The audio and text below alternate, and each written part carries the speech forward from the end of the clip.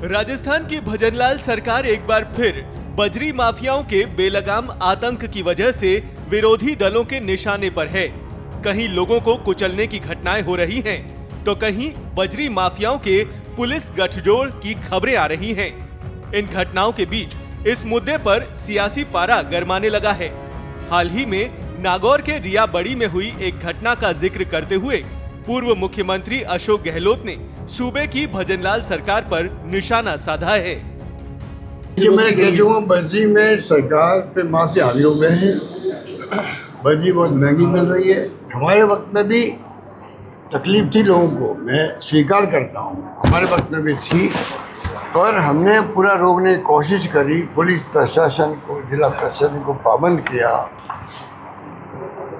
और ये इतना बड़ा नेक्सस बन गया ये कि नीचे से ऊपर तक ऐसा सिस्टम बन गया, बना दिया अब इन लोगों ने कि कितने लोग कुचल के मारे जा रहे हैं, पुलिस में हमले हो रहे हैं।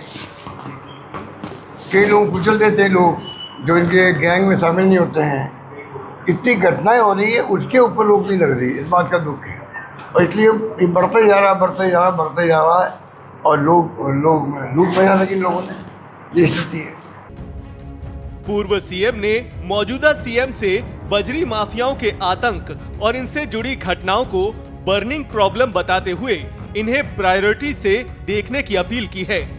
गहलोत ने कहा है कि मुख्यमंत्री के पास बहुत बड़ी पावर है, बस जरूरत है उसे इस्तेमाल करने की।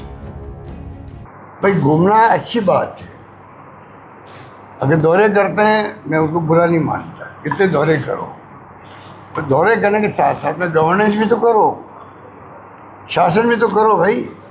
और जो बर्निंग प्रॉब्लम आपकी है, बर्निंग प्रॉब्लम जैसे कानून व्यवस्था की स्थिति होती है, घटनाएं रेप की हो रही है, डकैती की हो रही है, चोरी की हो रही है, रोज हो रही है, ये प्रायोरिटी में होना चाहिए उनके।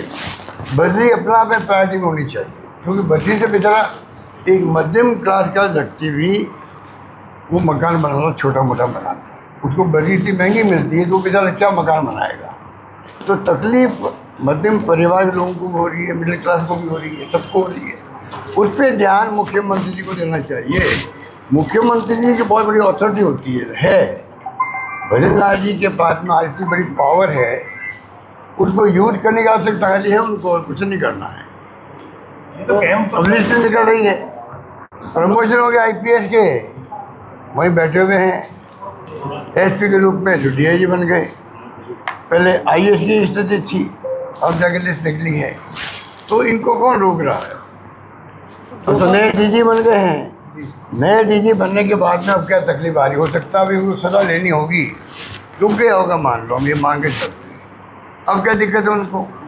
तो ये जो जिस प्रकार गवर्नेंस हो रही है ना, उससे नुकसान इन्हीं को हो रहा है, इन्हीं को हो रहा है। अशोक गहलोत के तीखे तेवरों और लगातार बढ़ते मामलों के बीच अब सवाल ये है कि क्या सरकार वाकई में इस बजरी आतंक पर लगाम कस पाएगी? क्या मुख्यमंत्री अपनी पावर का सही इस्तेमाल करके जनता को राहत दे पाएंगे, या फिर राजस्थान यूं ही बजरी माफियाओं की बेलगाम दौड़ का शिकार बनता रहेगा? फिलहाल पूरा प्रदेश देख रहा है कि सरकार की अगली चाल क्या होगी।